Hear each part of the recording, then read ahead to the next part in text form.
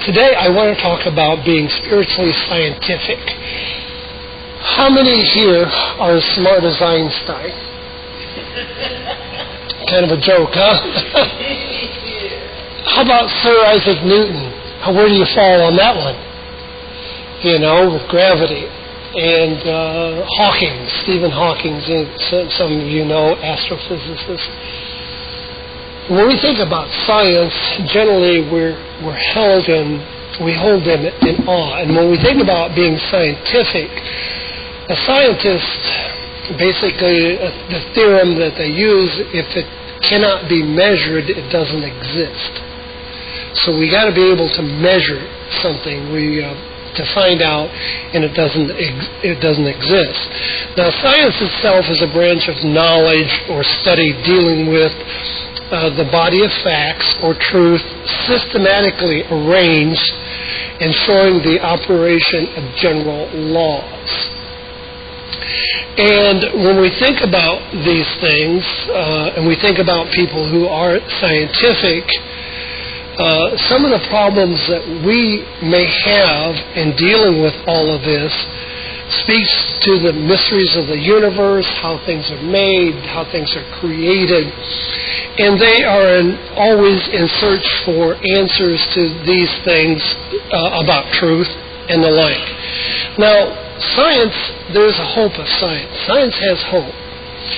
It has hope of bringing to mankind more leisure time, the ability to enjoy life and make life more enjoyable for us. So science may be researching mental health, they may be researching medications that will help people to think better, do better, and then even if there's something that they can do that is less chemical, they're looking for answers along that line. Science would like for us to be able to live life with less pain as well. And science would like to heal all things that are wrong, as science would see things as being wrong. Science, they're developing, techniques, they're developing robotic hands, they operate on impulses. We talk about a world of artificial intelligence as well. Science is working on that. Science is wanting to develop a longer life, a healthier life. Science tends to work towards the human needs. What are the human needs? So there are hopes along that way. Science also has dreams. That is, when we think about the imagination of what is possible. So when I talk today, I'm not talking about, it is not science bashing, but rather to give us a better perspective on science, our understanding of science, and also our understanding of our own belief system. So in science, we have science fiction.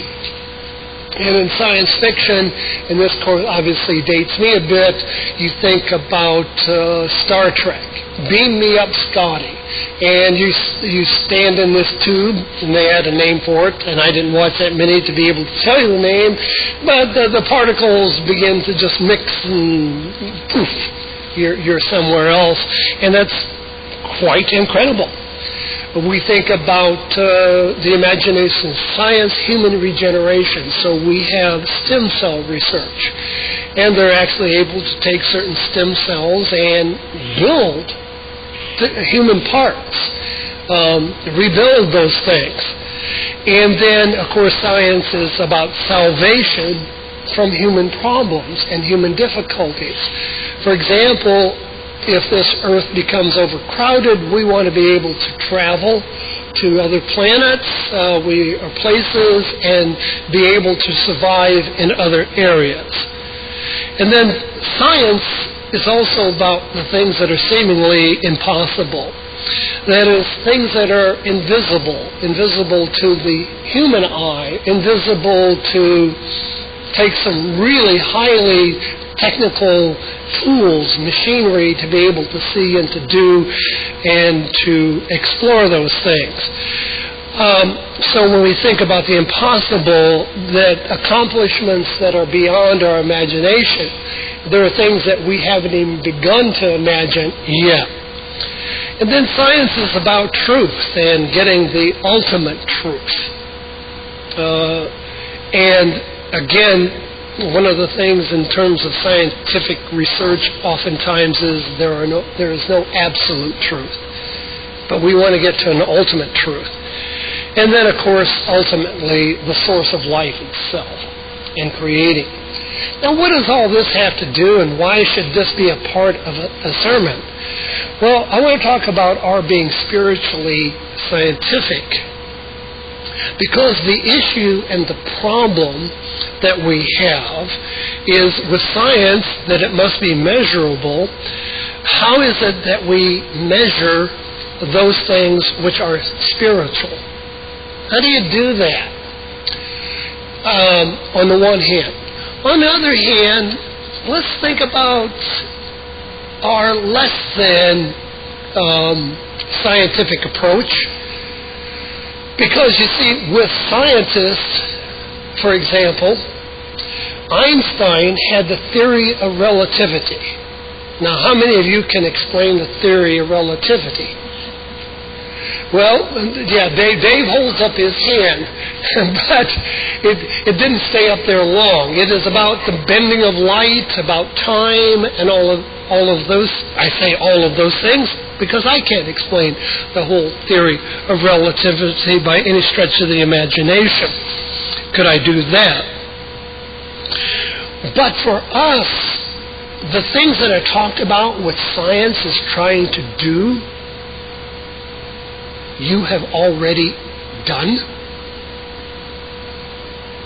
For example, can you think anything in your spiritual life that is comparable to beam me up, Scotty? Prayer. I hadn't thought about that when I had something else in mind. Beam me up, Scotty. Anything else? How about the resurrection? It's a beaming me up, Scotty. Wow. And you have a theory about this, or do you have and this is part of the difference, and where we get ourselves into trouble or demeaned a bit. We have while on the one hand the scientist has a theory, you and I have a faith. Now, while on the one hand it's very acceptable to have a theory, it is, on the other hand, in the scientific world, sometimes unacceptable to have a faith. So beam me up, Scotty. Well, what about health? Oh, healing. What about long life? Do you have any ideas on long life?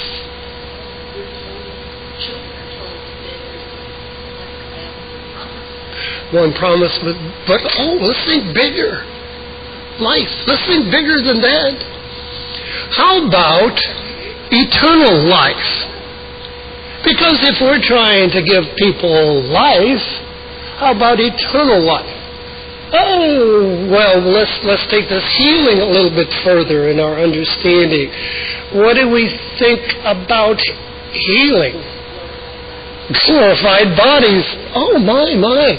There's going to be a transformation and a glorified body. Oh. It will be incorruptible, because sickness is corruption. Oh, incorruptible.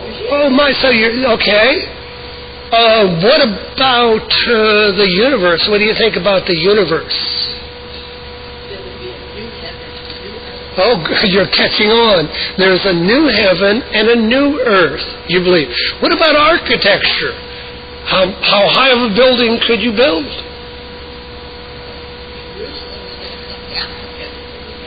Yeah, but how big is that New Jerusalem? Yeah, huge. So with some big oysters in the world because of Gates pearls and yes, thank you. Okay, so you're beginning to think a little bit bigger in this regard. So when we look at this, Feeling the blues today or tired of life already? Do you have questions about life or need spiritual advice? The Worldwide Church of God is located in Fairfield, Santa Rosa, and Modesto, California.